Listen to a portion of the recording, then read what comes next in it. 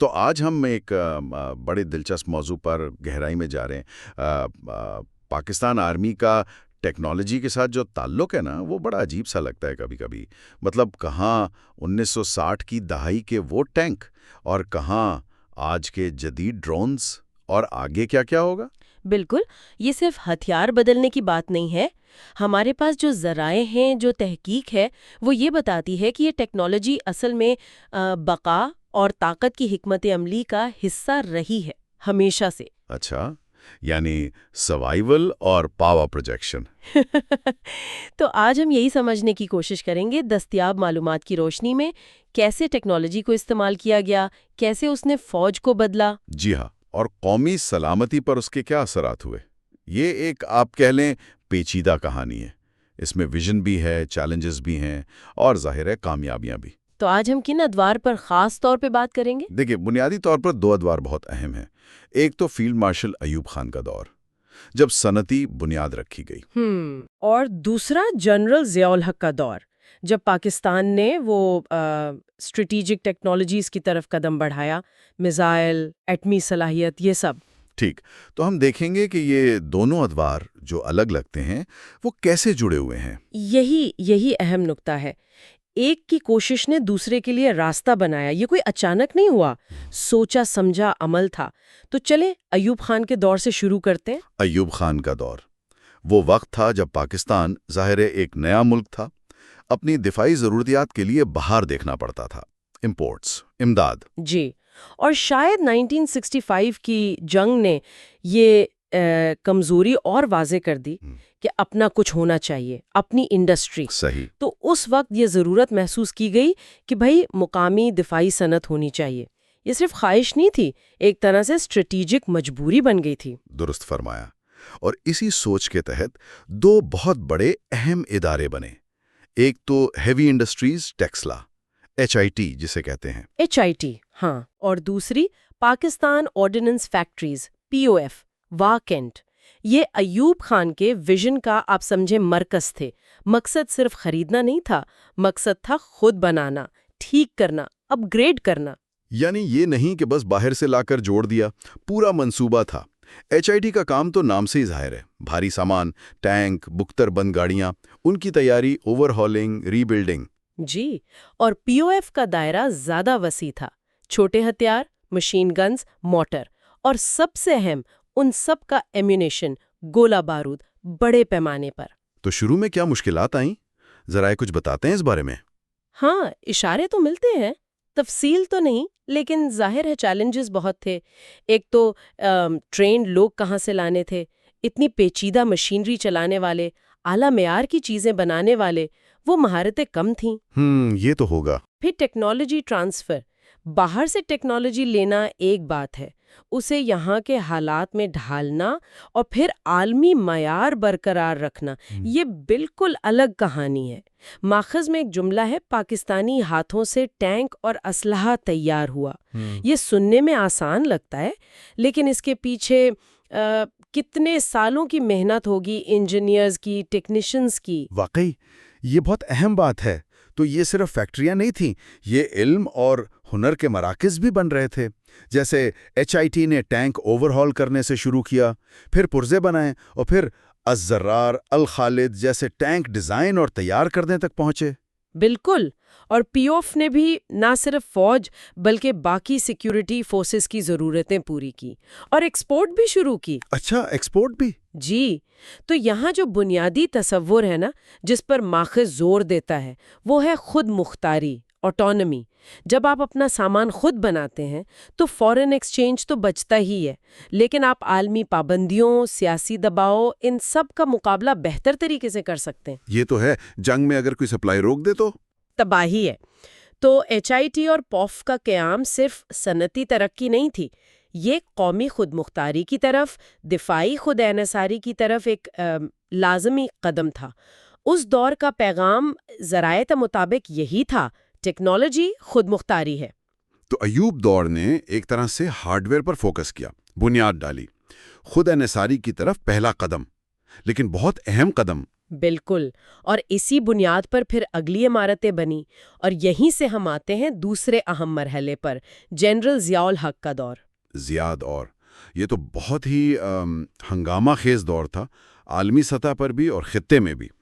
افغانستان پر Soviet حملہ، ایران میں انقلاب، بھارت کا ایٹمی دھماکہ 1974 والا۔ جی ہاں، ان سب چیزوں نے پاکستان کا سیکیورٹی ماحول بالکل بدل دیا۔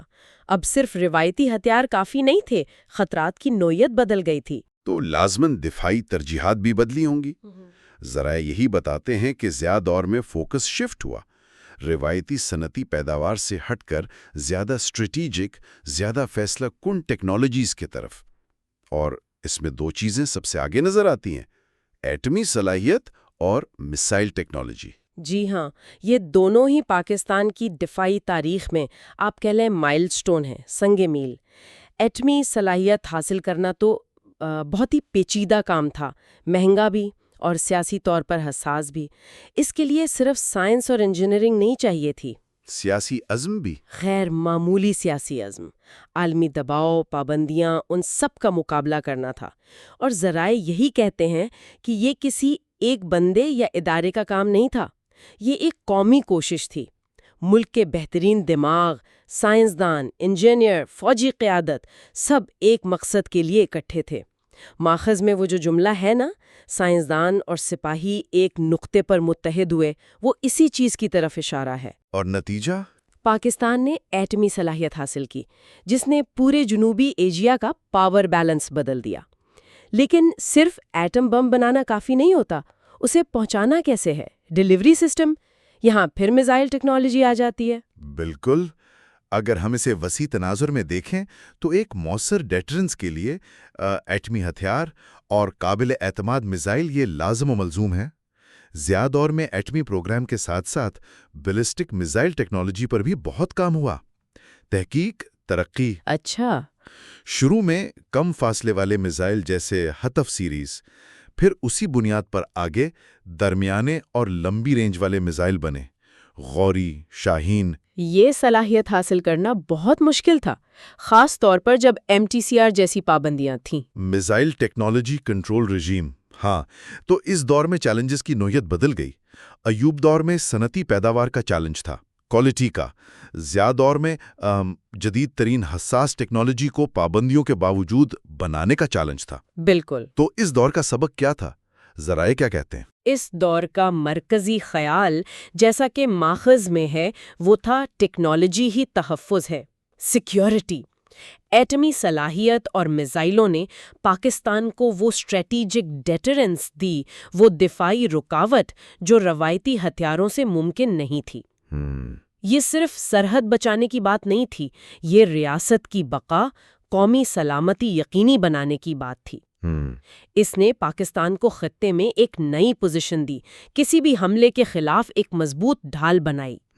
یہ ٹیکنالوجی کو خود مختاری سے ایک قدم آگے لے جا کر براہ راست قومی تحفظ کی ضمانت بنانے کا فلسفہ تھا۔ یہ تو باقی ایک بڑا شفٹ تھا، پیراڈائم شفٹ۔ ایوب دور میں ٹیکنالوجی کا مقصد تھا بیرونی انحصار کم کرنا، ضیاء دور میں مقصد بنا دشمن کو حملے سے روکنا، ڈیٹرنس۔ لیکن کیا یہ دونوں ادوار بالکل الگ تھے یا ان میں کوئی کنیکشن تھا؟ یہی تو سب سے دلچسپ بات ہے۔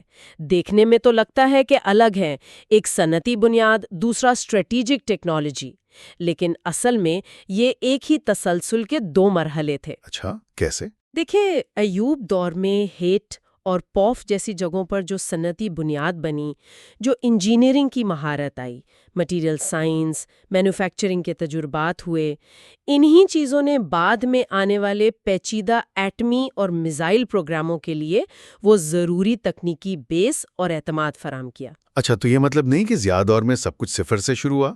یعنی وہ جو انجینئر ٹینکوں پر کام کر رہے تھے، ان کی مہارتیں بعد میں کام آئیں؟ یقیناً، اگرچہ ایٹمی اور میزائل ٹیکنالوجی بہت زیادہ پیچیدہ ہے، لیکن بنیادی انجینئرنگ کے اصول تو وہی ہیں، پروجیکٹ مینجمنٹ، کوالٹی کنٹرول، اور سب سے بڑھ کر یہ یقین کہ ہم خود کر سکتے ہیں، یہ سب ایوب دور سے ملا تھا۔ مثلاً کوئی مثال کے طور پر دھات کاری، میٹلرجی میں جو مہارت ہٹ یا POF میں بنی، وہ میزائل کیسنگ بنانے یا ایٹمی مواد کے لیے خاص مشینیں بنانے میں کام آئی ہوگی۔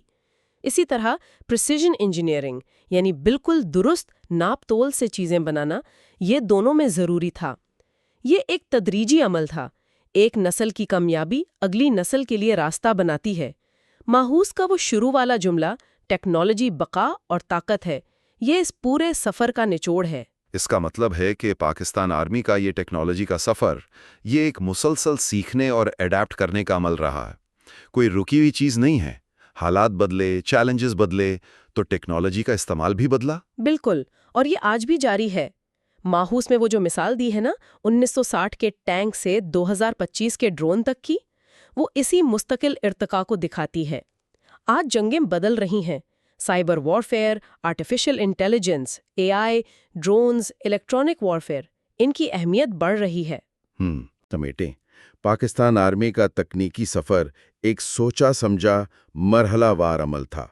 شروعات ایوب خان دور میں ہوئی، HIT POF بنے، خود انحصاری کی بنیاد پڑی اور خیال تھا ٹیکنالوجی بطور خود مختاری۔ جی، پھر ضیاء الحق کے دور میں رخ بدلا۔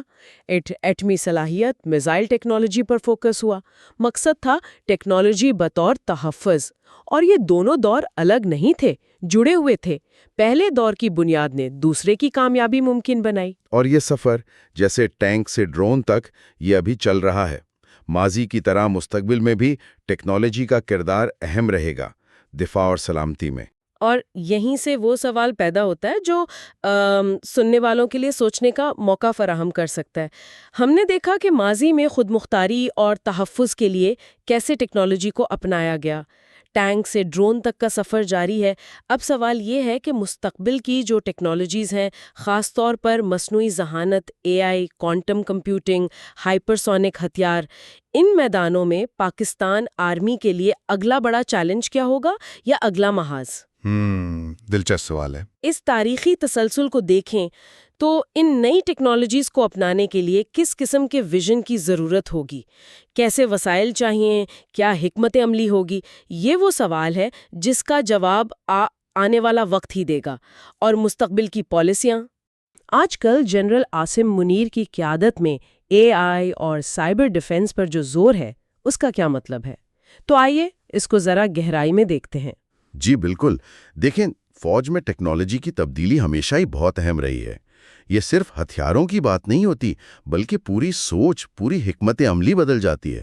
اور یہ جو اقتباسات ہیں، یہ ہمیں خاص پاکستان کے حوالے سے یہ سمجھنے میں مدد دیتے ہیں کہ وقت کے ساتھ جنگ کا طریقہ اور صلاحیتیں کیسے بدلیں۔ بالکل، تو ہمارا مقصد بھی یہی ہے کہ ان ذرائع کی روشنی میں اس اہم تکنیکی تبدیلی کو سمجھیں۔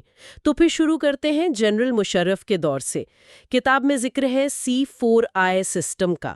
ایک جگہ لکھا ہے پرویز مشرف نے C4I سسٹم متعارف کرایا، جہاں کمانڈ اور انٹیلیجنس ڈیجیٹل نیٹ ورک پر جڑ گئے۔ یہ کافی بنیادی قدم لگتا ہے۔ یعنی C4I command, control, communications, computers اور انٹیلیجنس، مطلب یہ کہ ساری فوجی قیادت، رابطے، معلومات، سب کچھ ایک ڈیجیٹل نظام میں آ گیا۔ جی، بنیادی طور پر یہی مطلب ہے، لیکن یہاں دلچسپ بات صرف یہ نہیں کہ رابطے بہتر ہو گئے۔ کتاب کہتی ہے کہ اس قدم سے پاکستان انفارمیشن وارفیئر کے عہد میں داخل ہوا۔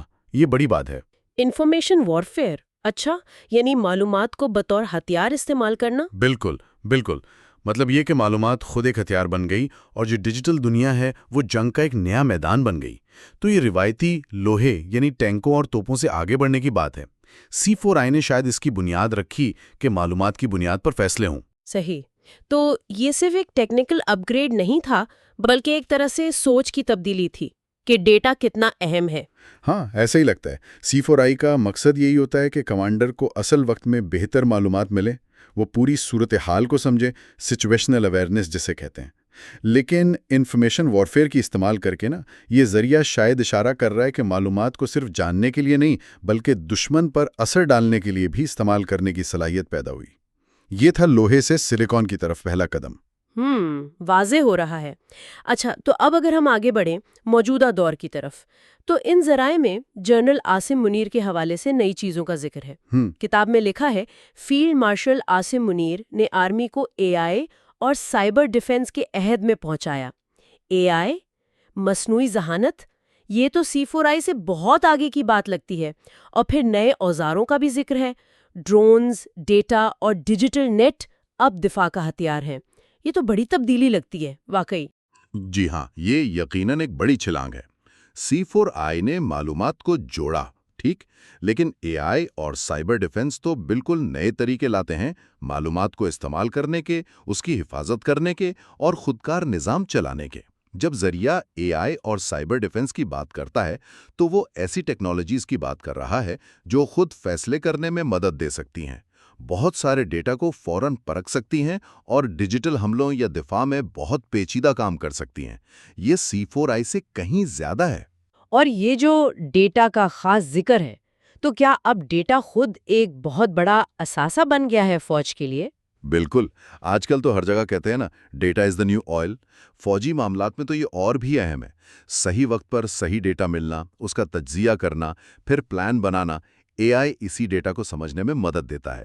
ڈرونز ڈیٹا لاتے ہیں، ڈیجیٹل نیٹ ورکس اس کو بھیجتے ہیں، محفوظ رکھتے ہیں. تو یہ سب مل کر ایک نیا دفاعی نظام بنا رہے ہیں، جیسا یہ کتاب بتا رہی ہے. کتاب میں ایک جگہ بڑی چونکا دینے والی بات لکھی ہے. ایک تشبیہ استعمال کی ہے. سبق کوڈ بھی بارود کی طرح طاقتور ہے. کوڈ یعنی کمپیوٹر کوڈ؟ جی ہاں، کمپیوٹر کوڈ، یہ بہت گہری بات ہے. اس کا سیدھا مطلب یہ ہے کہ آج کل ایک کمپیوٹر پروگرام، ایک سافٹ ویئر یا کوئی سائبر حملہ، یہ جنگ کے میدان میں اتنا ہی فیصلہ کن ہو سکتا ہے، اتنا ہی تباہ کن ہو سکتا ہے جتنا پہلے کبھی بارود یا کوئی بم ہوتا تھا. اچھا، یعنی ایک وائرس یا ہیکنگ اتنی ہی خطرناک ہو سکتی ہے جتنا میزائل؟ ہو سکتی ہے، اور کچھ معاملات میں شاید اس سے بھی زیادہ.